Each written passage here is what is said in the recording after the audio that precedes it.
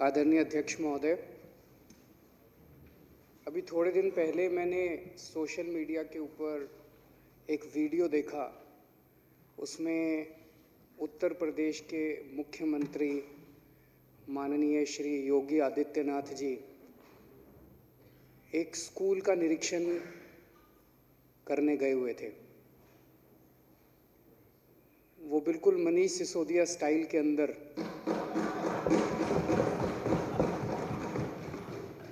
एक स्कूल में जाते हैं, एक क्लास में जाते हैं, उस क्लास में फिर बच्चों से बात करने की कोशिश करते हैं,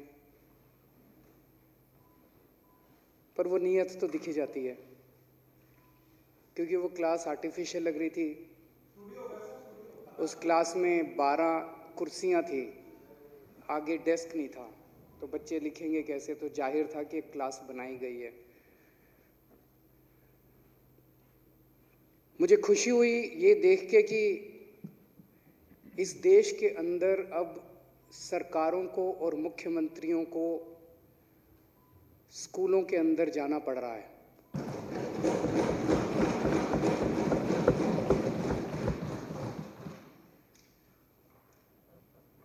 इसकी एक भूमिका है कि वो क्यों गए थे। उसके कुछ दिन पहले उनके कुछ अहंकारी मंत्रियों ने, उनके उप मुख्यमंत्री ने चैलेंज किया कि मनीष सिसोदिया जी उत्तर प्रदेश में आए, हमसे वाद विवाद करें, डिबेट करें शिक्षा के ऊपर। हम उनसे डिबेट करने को तैयार हैं, हम उनको अपने अच्छे स्कूल दिखाएंगे। उन्हें लगा कि इनको चुनौती देते हैं, ये आना तो है नहीं इन्होंने। उनको क्या पता था ये पहुंच गए वहाँ। तो ये लखनऊ पहुंच गए, बोले आ जाओ। वो मैदान छोड़ के भाग गए। ना तो वो डिबेट में आए, ये पूरा दिन बेचारे बैठे रहे वहाँ पे, इनका इंतजार करते रहे। वो ना तो डिबेट के लिए आए, ना उनको स्कूल दिखाने आए। तो फिर जब कोई नहीं आया तो ये बोले चलो मैं ही दिखाता हूँ, जब इतनी दूर आया हूँ, दिल्ली से हवाई जहाज का खर्चा करके लखनऊ आया हूँ। तो ये वहाँ पे स्कूल देखने पहुँच गए, तो इनको पुलिस ने गिरफ्तार कर लिया। बताओ भाई, ऐसा क्या करने जा रहे थे? स्कूल देख लेने देते। चलो खराब थे स्कूल, कोई बात नहीं, देख लेने देते। दिल्ली के उप मुख्यमंत्री को उत्तर प्रदेश के पुलिस कमिश्नर ने रास्ते में रोक लिया, सारी पुलिस ने, इनको स्कूल नहीं देखने दिया। तो उसके बाद बहुत थू-थू हुई उत्तर प्रदेश सरकार की। फिर हमें तो क्या दिखाने थे, मीडिया ने जा जाके इनके स्कूल दिखा दिए, पूरी दुनिया को दिखा दिया ये हैं इनके स्कूल। यहाँ तक कि उत्तर प्रदेश के मुख्यमंत्री के अपने विधानसभा और अपना जिला, गोरखपुर जिले के है ना वो, गोरखपुर के स्कूलों की बुरी हालत दिखाई मीडिया वालों ने। तो तब उनको लगा यार ये स्कूल में तो जाना पड़ेगा। तो तब वो अब स्कूल में होके आए। स्कूल में गए, उन्होंने 1-2 कक्षाओं में गए, बच्चों से बातचीत करने की कोशिश की। अध्यक्ष महोदय, पिछले 5 साल के 6 साल के अंदर दिल्ली में शिक्षा के क्षेत्र में जो काम हुआ है उसको एक क्रांति के रूप में देखा जा रहा है। अब गरीबों के बच्चों को भी अच्छी शिक्षा मिल रही है। गरीबों के बच्चे फर्राटे की अंग्रेजी बोल रहे हैं। गरीबों के बच्चे इंजीनियर बन रहे हैं, डॉक्टर बन रहे हैं। सरकारी स्कूलों के 98% नतीजे आ रहे हैं। सरकारी स्कूलों की शानदार बिल्डिंग बन रही हैं, स्विमिंग पूल बन रहे हैं। अब हमारे सरकारी स्कूलों के बच्चे अमीरों के बच्चों के साथ कंधे से कंधा मिला के आ रहे हैं। तो एक मन में प्रश्न उठना वाजिब है। पिछले 70 साल में इस देश के ऊपर 2 पार्टियों ने राज करा। जो काम दिल्ली में 5 साल में हो गया वो 70 साल में क्यों नहीं हुआ? 70 साल के अंदर इन दोनों पार्टियों ने मिलकर शिक्षा व्यवस्था को ठीक क्यों नहीं किया? आज मैं पूरी जिम्मेदारी के साथ कह रहा हूं कि इन दोनों पार्टियों ने मिलकर एक षड्यंत्र के तहत इस देश की शिक्षा व्यवस्था को बदहाली में रखा है। जानबूझ के रखा गया है। इन्होंने जानबूझ के इस देश के लोगों को गरीब रखा और इस देश के बच्चों को अनपढ़ रखा, क्योंकि ये चाहते थे कि अगर ये बच्चे अनपढ़ रहेंगे तो ये बच्चे बेरोजगार रहेंगे, अगर ये बच्चे अनपढ़ रहेंगे तो ये बच्चे पिछड़े रहेंगे, अगर ये बच्चे अनपढ़ रहेंगे तो ये गरीब रहेंगे, ताकि अमीरों को अपनी फैक्ट्रियों के लिए और अपने घरों के लिए सस्ते में लेबर मिल सके, ताकि इन पॉलिटिकल पार्टियों को जब जब इनको पॉलिटिकल रैलियां करनी हो तो इनको भाड़े के अंदर लोग मिल सकें, ताकि इन पॉलिटिकल पार्टियों को सस्ते में अपने पॉलिटिकल कार्यकर्ता मिल सकें, जानबूझ के, ताकि इन पॉलिटिकल पार्टियों को अपना वोट बैंक मिल सके, इनसे प्रश्न पूछने वाला कोई ना हो, इनको अनपढ़ रखो, पूरे इस देश की जनता को अनपढ़ रखो, इनको गरीब रखो। जानबूझ के इस देश के लोगों को गरीब रखा गया, एक षड्यंत्र के तहत रखा गया, और ये पिछले 6 साल ने साबित कर दिया। पिछले 6 साल के अंदर दिल्ली की जनता ने जो शिक्षा व्यवस्था देखी है, पिछले 6 साल के अंदर दिल्ली के अंदर जो शिक्षा के क्षेत्र के अंदर क्रांति आई है, उसने इन दोनों पार्टियों की जड़ें हिला दी। अगर ये 6 साल के अंदर शिक्षा के क्षेत्र में जो विकास हुआ है, उसी की वजह से पिछले विधानसभा चुनाव के अंदर कांग्रेस की 0 सीट आई, और अब जो उपचुनाव हुए उसमें बीजेपी की 0 सीट आई। अगर इस देश के लोगों को पढ़ा दिया तो पूरे देश के अंदर इन दोनों पार्टियों का यही हाल होगा। अगर लोग पढ़ गए, लोग अगर पढ़े लिखे हो गए, तो पूरे देश के अंदर ये बात फैलेगी। अध्यक्ष महोदय, पिछले 1 साल के अंदर जाहिर तौर पे पूरी दुनिया ने इस महामारी का सामना किया, कोरोना की महामारी का सामना किया, दिल्ली ने भी किया। बहुत कठिन समय था। इस कठिन समय के दौरान दिल्ली सरकार ने, दिल्ली के लोगों ने, सारी संस्थाओं ने, सारी सरकारों ने, प्रधानमंत्री जी ने, गृह मंत्री जी ने, केंद्र सरकार ने, उन सब ने सहयोग किया।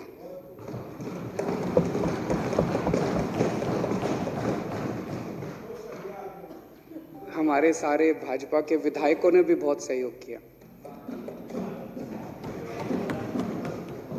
सब लोगों के सहयोग से इतनी बड़ी महामारी कोई एक सरकार या एक आदमी से ठीक नहीं होती। अगर हम आपस में ये विवाद करें कि नहीं नहीं वो दवाई तो उसने भिजवाई थी, नहीं नहीं वो बेड तो इसने लगवाया था, सब ने काम करा था। इतनी बड़ी महामारी थी, इतना बड़ा काम था, एक आदमी के करे नहीं होता था। और सबसे ज़्यादा काम करा डॉक्टरों ने। हम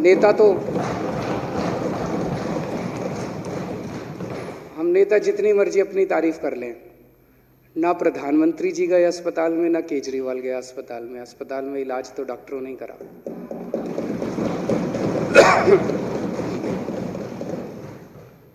तो उन सभी का हम ये सदन पूरे दिल से, इस दिल्ली के लोगों का और सभी डॉक्टरों का, नर्सों का, सभी का, जितने फ्रंटलाइन वर्कर्स थे, जितने हेल्थ केयर वर्कर्स थे, हम सबका शुक्रिया अदा करते हैं।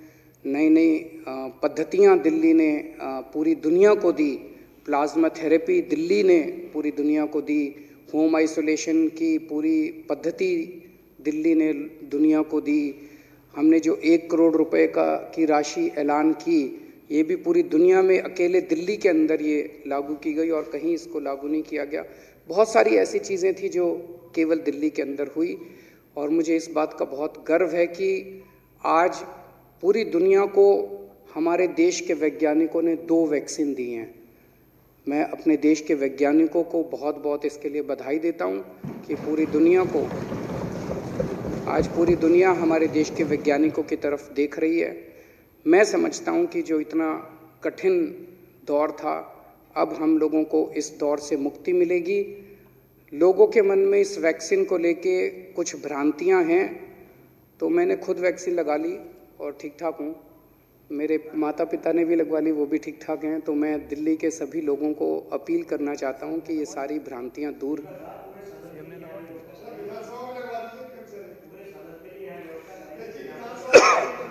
विधानसभा में लगवा दें। मुझे लगता है कि शोभा तब बढ़ेगी जब हम लोग भी आम लोगों की तरह अस्पताल में जाके,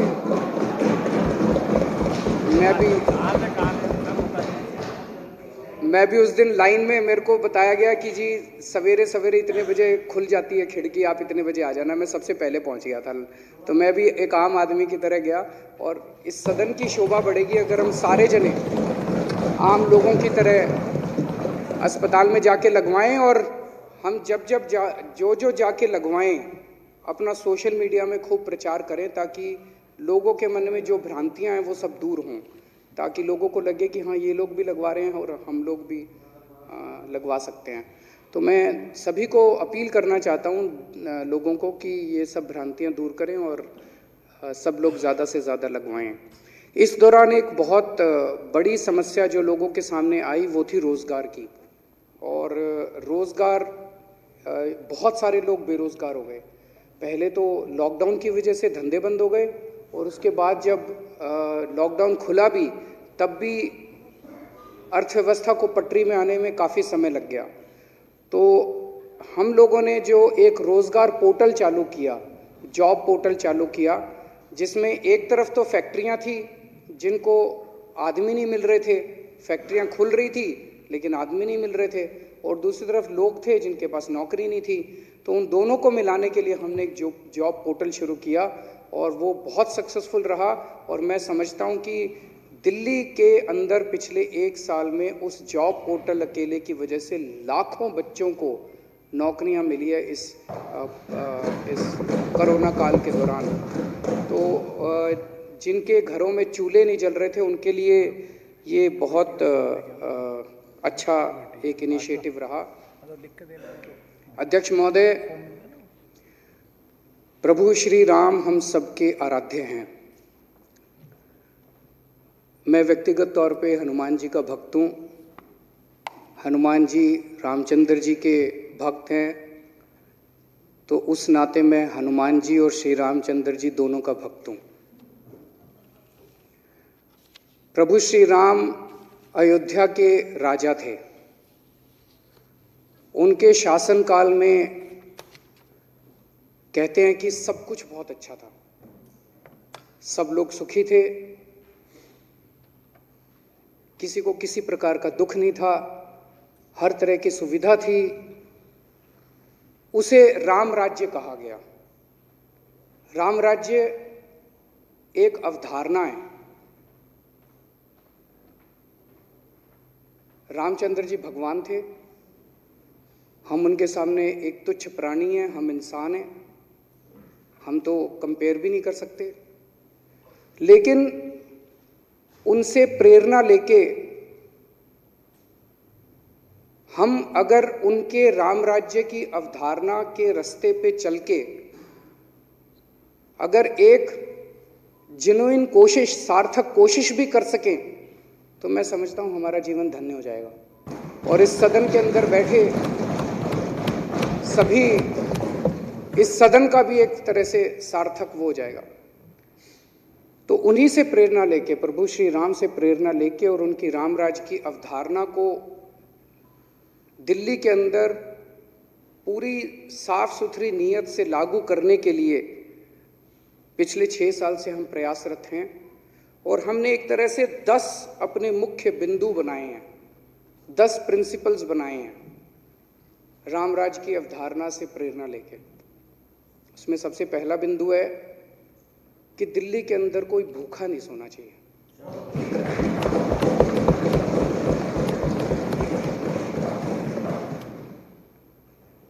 इसके लिए किस्म किस्म के प्रयास कर रही है सरकार। नॉर्मल जिंदगी में भी नहीं सोना चाहिए जब शांति हो रही है, और कोई अगर महामारी आ जाए, कोई कुछ हो जाए, तब भी कोई भूखा नहीं होना चाहिए। उसके लिए किस्म किस्म की योजनाएं बनाई जाती हैं, किस्म किस्म की। हमने महामारी के दौरान लोगों के 1 करोड़ लोगों को सूखा राशन दिया, 10 लाख लोगों को 2 समय का कुक्ड मील देते थे। हमने बहुत सारी व्यवस्थाएं की उस दौरान। और अब ये जो door step delivery of ration है, जब घर घर लोगों को राशन पहुंचाएंगे, ये भी उसी दिशा के अंदर है कि हमारी दिल्ली के अंदर कोई भी व्यक्ति भूखा नहीं सोना चाहिए।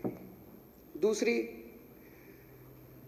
हर बच्चे को, चाहे वो गरीब का बच्चा हो, कितना ही गरीब का बच्चा क्यों ना हो, चाहे भिखारी का बच्चा भी क्यों ना हो, उसको शिक्षा मिलनी चाहिए, अच्छी शिक्षा मिलनी चाहिए।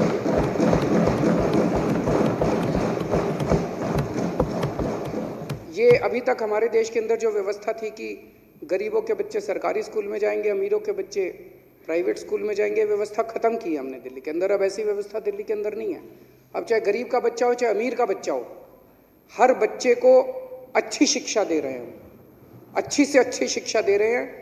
और अब हर बच्चे को एक जैसे पढ़ने के अवसर मिल रहे हैं और पढ़ने के बाद उनको एक जैसे नौकरी के अवसर मिल रहे हैं। रामराज की अवधारणा से प्रेरणा लेके हमारा तीसरा प्रिंसिपल है कि अगर कोई बीमार हो जाए तो चाहे वो अमीर हो चाहे वो गरीब हो, उसको बेस्ट इलाज मिलना चाहिए। ऐसा नहीं कि अमीर तो चला गया 5 स्टार अस्पताल में और गरीब बेचारा धक्के खा रहा है कहीं और। सरकारी अस्पतालों का जो बुरा हाल था उसको ठीक किया, मोहल्ला क्लिनिक बनाए, अब महिला मोहल्ला क्लिनिक बनाने जा रहे हैं। दिल्ली के अंदर रहने वाले हर नागरिक को, चाहे वो अमीर हो चाहे वो गरीब हो, उनको अच्छी से अच्छी, बेहतर से बेहतर स्वास्थ्य सेवाएं मिलनी चाहिए। प्रभु श्री राम के से प्रेरणा लेके हमारा चौथा प्रिंसिपल है कि चाहे कोई कितना भी गरीब क्यों ना हो, कई राज्य ऐसे हैं जिनमें मैं जानता हूं 10 रुपए यूनिट बिजली मिलती है, 7 रुपए यूनिट बिजली मिलती है। एक गरीब आदमी तो बेचारा बल्ब नहीं जला सकता। तो अगर आज बिजली जो है ये लग्जरी नहीं है, आज बिजली जो है वो नेसेसिटी है, वो ज़रूरत है, मूलभूत ज़रूरत है। तो उन राज्यों के अंदर एक गरीब आदमी जिएगा कैसे बिना बिजली के? तो हमने तय किया भाई 200 यूनिट बिजली एक आम आदमी को जीने के लिए ज़रूरी है। हमने 200 यूनिट बिजली तक माफ़ कर दिया। तो आज दिल्ली दुनिया का, देश का नहीं, दुनिया का अकेला राज्य है, दुनिया का अकेला शहर है जहां पे लोगों को 24 घंटे बिजली मिलती है, फ्री में बिजली मिलती है। गरीबों को भी मिलती है, अमीरों को भी मिलती है। उसी तरह से 5वां हमारा सिद्धांत है पानी। आजकल इन्होंने पानी इतना महंगा कर दिया, बताओ, कि पहले जमाने में कहते थे पानी पिलाने का पुण्य होता है, आजकल पानी पिलाने के लिए सरकारें पैसे लेती हैं कि पैसे दो, पानी नहीं तो पानी नहीं देंगे। अब जिसके पास, गरीब के पास पैसा नहीं है वो पानी नहीं पिएगा? पानी तो पिएगा। तुम नहीं दोगे तो चोरी करके पिएगा, फिर उसको पकड़ के जेल में डालोगे तुम। तो ये तो सही नहीं है। तो हमने प्रिंसिपल बनाया, हमारा 5वां प्रिंसिपल है कि पानी मिलना चाहिए, चाहे गरीब हो चाहे अमीर हो, 20,000 लीटर तक पानी। 5वां है रोजगार। रामराज की अवधारणा के अंदर 5वां हमने सिद्धांत बनाया है कि रोजगार, हर हाथ को काम मिलना चाहिए। इसके ऊपर भी सरकार तरह तरह से काम कर रही है, अलग अलग तरीके से काम कर रही है। स्टार्टअप पॉलिसी बनाई गई है, जॉब पोर्टल्स बनाए गए हैं, रोजगार मेले लगाए गए हैं, किस्म किस्म से रोजगार देने का प्रयास कर रही है। मैं ये नहीं कह रहा हमने सब कुछ अचीव कर लिया, लेकिन जैसा मैंने कहा कि ये एक अवधारणा है रामराज की जिसके ऊपर हम चलने की कोशिश कर रहे हैं, अच्छी साफ सुथरी नीयत से कोशिश कर रहे हैं, यही इंपॉर्टेंट है। 7वां है मकान। हर आदमी के सर पे छत होनी चाहिए। इसके लिए हमारी सरकार पूरी कोशिश कर रही है, खासकर गरीब लोगों के, जो झुग्गी झोंपड़ी में रह रहे हैं, जो आज बड़ी कठिन परिस्थितियों के अंदर रह रहे हैं, जो हम नहीं कह सकते कि इज्जत, वो पूरा जो एनवायरनमेंट है, जो माहौल है, वो अच्छा माहौल नहीं है। तो हम चाहते हैं कि उनको इज्जत का माहौल मिले। उनके लिए पक्के मकान बना के दिए जा रहे हैं, कई जगह मकान बन गए हैं और कई जगह मकान बना के दिए जा रहे हैं। 8वां सिद्धांत है महिलाओं की सुरक्षा। जिस राज्य के अंदर, जिस क्षेत्र के अंदर महिलाएं सुरक्षित नहीं है, महिलाओं की इज्जत नहीं है, वो समाज कभी भी प्रगति नहीं कर सकता। मैं समझता हूं कि पुलिस हमारे अंडर में नहीं है, लेकिन इसका रोना रोने से कोई फायदा नहीं है। जिनके अंडर में है वो अपना काम करें। जो हमारे हाथ में जो कुछ है हम कोशिश कर रहे हैं। हमारे हाथ में था सीसीटीवी कैमरे लगाना, हमारे हाथ में है डार्क स्पॉट्स को लाइट्स लगाना, हमारे हाथ में था बसों के अंदर सीसीटीवी लगाना, बसों के अंदर मार्शल लगाना, बसों में यात्रा फ्री करना। महिलाओं को सम्मान और महिलाओं को सुरक्षा देने के लिए हमारी सरकार पूरी कोशिश कर रही है। हमारा 9वां सिद्धांत है बुजुर्गों को सम्मान। जो समाज अपने बुजुर्गों को सम्मान नहीं देता उसका समाज का अंत निश्चित है, वो समाज आगे बढ़ ही नहीं सकता। तो हमने अपने बुजुर्गों को सम्मान देने के लिए तरह तरह के कदम उठाए, लेकिन सबसे अहम कदम उठाया कि हम अपने बुजुर्गों को तीर्थ यात्रा करा के ला रहे हैं, जगह जगह तीर्थ यात्रा करा के, और उनसे जब वो लौटते हैं, मैं खुद मिला उनसे, जो ये उनका आखिरी फेज़ है ज़िंदगी का। और ये आखिरी फेज़ हमारे धर्म ग्रंथों में भी लिखा है कि आदमी अपना भगवान में लीन होके अपना आखिरी ज़िंदगी का फेज़ बिताना चाहता है। तो वो जब लौट के आते हैं उन तीर्थ स्थानों में तो इतने खुश होते हैं, इतने खुश होते हैं। अध्यक्ष महोदय, सुप्रीम कोर्ट के आदेश के बाद अयोध्या के अंदर अब एक भव्य मंदिर तो बनने जा रहा है। मैं दिल्ली के लोगों को, दिल्ली के हमारे सारे बुजुर्गों को कहना चाहता हूँ कि एक बारी मंदिर बन जाए, आप सबको अयोध्या के फ्री में दर्शन करें।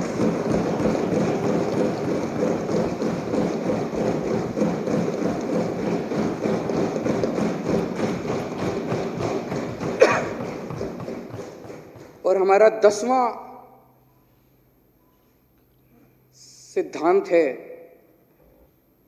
कि आम आदमी पार्टी की दिल्ली सरकार में सब बराबर हैं। सभी जाति के धर्म, सभी जाति के लोग, सभी धर्मों के लोग, चाहे किसी भी धर्म के हों, चाहे हिंदू हों, चाहे मुसलमान हों, चाहे सिख हों, चाहे ईसाई हों, किसी भी जात के हों, चाहे ब्राह्मण हों, चाहे ठाकुर हों, चाहे वाल्मीकि समाज के हों, चाहे जाटव समाज के हों, चाहे इस समाज के हों, सभी जाति, सभी धर्म। जैसा मैंने कहा कि रामराज की परिकल्पना में श्री रामचंद्र जी ने भिल्ली के झूठे बेर खाए थे। उनके जीवन से अगर हमें प्रेरणा लेनी है तो उनके राज के अंदर किसी तरह का भेदभाव नहीं होता था कि ये ऐसा है, ये अमीर है, ये गरीब है। सबको बराबर तरीके से भाईचारे के साथ सब लोग रहें, शांतिपूर्वक सब लोग रहें, शांतिपूर्वक अपना निर्वाह करें, ऐसी हमारी पूरी कोशिश रहती है। इसी के साथ मैं इस धन्यवाद प्रस्ताव का समर्थन करता हूँ।